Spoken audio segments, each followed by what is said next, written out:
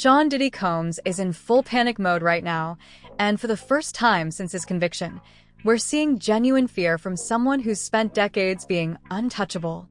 Netflix just dropped what's being called the #1 documentary in the world, Diddy, The Reckoning, and Diddy's legal team has been firing off cease and desist letters trying desperately to get it pulled down. But here's what makes this situation fascinating. This isn't just about protecting his reputation. This is about survival. This documentary could be the one thing that destroys any chance he has at a presidential pardon, and he knows it. Before we dive deep into why this documentary has Diddy spiraling, make sure you hit that subscribe button. We're breaking down the celebrity stories that go beyond the headlines, the ones that reveal who these people really are when the cameras stop rolling. Trust me, what's in this documentary will change everything you thought you knew. Now, let's get into it. The Netflix documentary, Diddy, The Reckoning, just hit the platform, and within hours it became a global phenomenon. We're talking about a documentary that's expected to reach 900 million people worldwide. That's not just impressive, that's unprecedented. And the reason it's having this kind of impact is because unlike a lot of celebrity documentaries that either worship their subject or tear them down with obvious bias, this one does something different. It lets Diddy destroy himself. From the very first 2 minutes of the first episode, you can tell this isn't going to be a typical puff piece or even a standard expose. The filmmakers brought together people who knew Diddy intimately, people who were there from the beginning, people who helped build his empire, people who loved him, and people who suffered because of him. And then they stepped back and let those voices tell the story.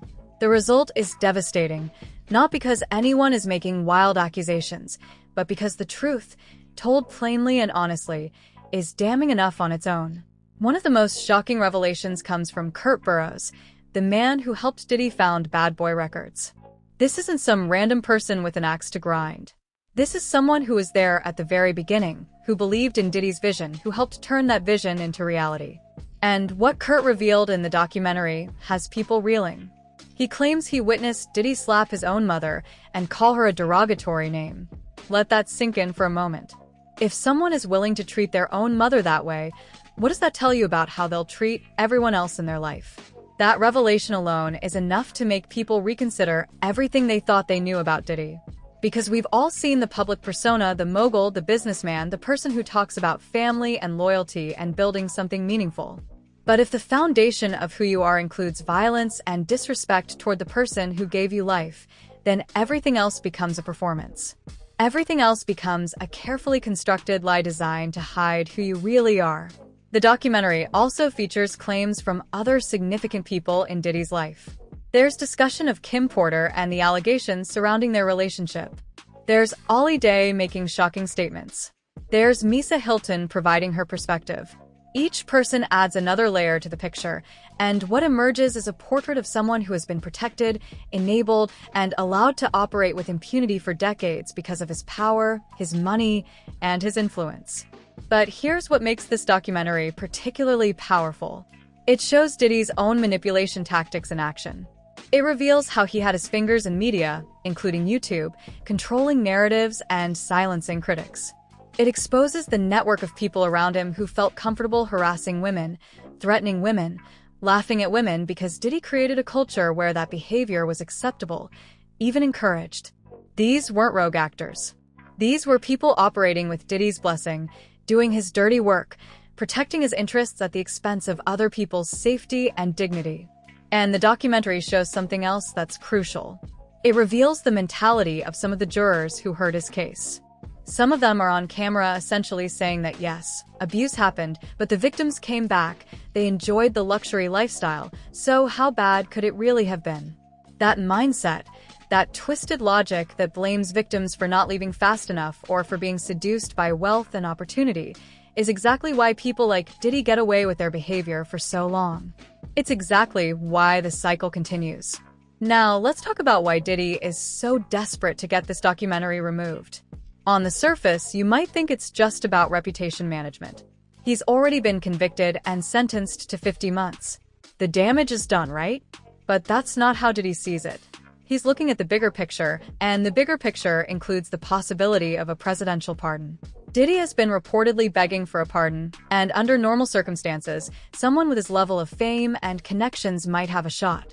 We've seen controversial pardons before. We've seen people with powerful friends and political influence get second chances that regular people would never receive. But here's the problem for Diddy. This documentary is reaching 900 million people worldwide, including Trump's base, including conservative audiences, including people who might have otherwise been sympathetic or indifferent. And once those people watch this documentary and see who Diddy really is in his own words and actions, the political cost of pardoning him becomes astronomical. Think about it. A presidential pardon is already controversial in most cases. But pardoning someone who's been exposed in such graphic, undeniable detail as an abuser, as a manipulator, as someone who built an empire on the backs of people he controlled and intimidated, that's political suicide. And Diddy knows it. His legal team knows it. That's why they're sending cease and desist letters to Netflix. They're not arguing that the documentary is factually inaccurate. They can't, because the people speaking are telling their truth, sharing their experiences, providing their perspectives. What they're arguing is that the documentary will prejudice his appeal. But here's the thing about appeals. Appeals don't determine guilt or innocence. Appeals determine whether there was a procedural error during the trial, whether the judge made a mistake, whether someone's rights were violated in a way that warrants overturning the conviction. And by all accounts, Judge Arun followed procedure to the letter. Everything was done correctly. There's nothing appealable about the trial itself. So the cease and desist isn't really about the appeal. It's about the pardon. It's about preventing this documentary from becoming the definitive record of who Diddy is, cementing in the public consciousness an image that makes pardoning him impossible. What's particularly interesting is that sources are saying Diddy was working on his own documentary. He was apparently planning to go head-to-head with 50 Cent, who's been working on his own Diddy project, and with Netflix. Diddy wanted to control the narrative, to tell his version of events, to rehabilitate his image and make people see him as human rather than monster. And Netflix may have actually obtained footage from Diddy's own documentary project, footage where he thought he was presenting himself in a positive light, and used it to show the exact opposite. That's what makes this so powerful.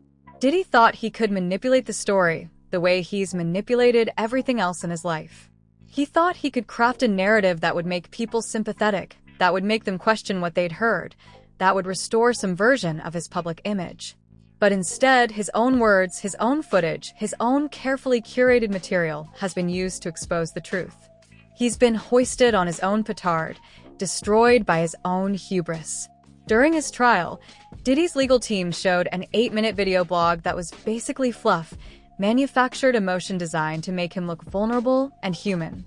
And according to people who were in the courtroom, it worked on some of the jurors. They ate it up because people want to believe that someone they admired isn't actually a monster. They want to believe there's another side to the story. They want to believe that maybe things aren't as bad as they seem. Diddy exploited that human tendency towards sympathy and second-guessing, and it almost worked.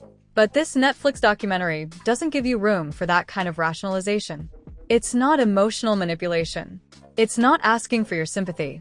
It's simply presenting evidence, testimony, and perspective from people who were there, who saw what happened, who know what kind of person Diddy is when the public isn't watching.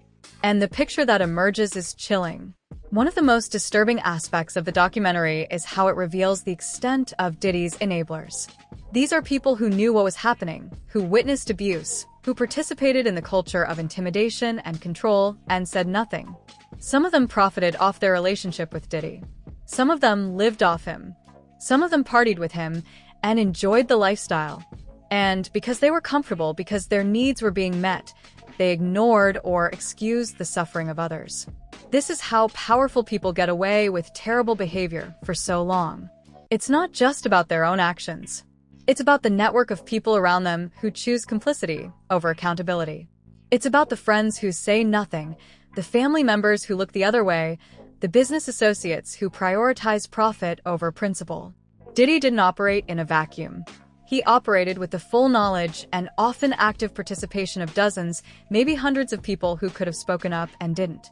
And now that the truth is out there in such a comprehensive, undeniable way, those people have to live with that. They have to look at themselves and acknowledge their role in allowing this to continue. The documentary doesn't let them off the hook either. It shows who they are, what they did, and how they contributed to a system that protected a predator. What's particularly satisfying about this moment is that 50 Cent didn't even have to do anything. For years, 50 has been trolling Diddy, calling him out, making jokes, and hinting at dark truths. A lot of people dismissed it as typical hip-hop beef, as two successful men taking shots at each other for attention. But 50 was right. He knew who Diddy was, and he tried to tell people. And now, Netflix has done the work for him. They've created a piece of journalistic integrity that speaks for itself. Diddy has been exposed by his own history, his own actions, his own words. No one had to exaggerate or embellish. The truth was damning enough. Diddy is reportedly in prison right now, crying and panicking because he sees what this documentary means for his future. He sees his chances at a pardon evaporating in real time. He sees 900 million people forming opinions about him based on facts and testimony rather than his carefully managed public image. He sees the walls closing in, and for the first time in his life, there's nothing he can do about it. He can't buy his way out. He can't intimidate anyone. He can't control the narrative. The truth is out there, and it's spreading faster than he can contain it. This documentary is the final nail in the coffin of any redemption arc Diddy might have hoped for.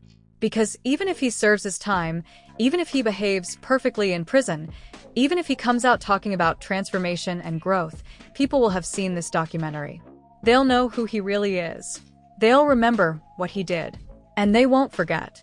For anyone who hasn't watched it yet, Diddy, The Reckoning is essential viewing.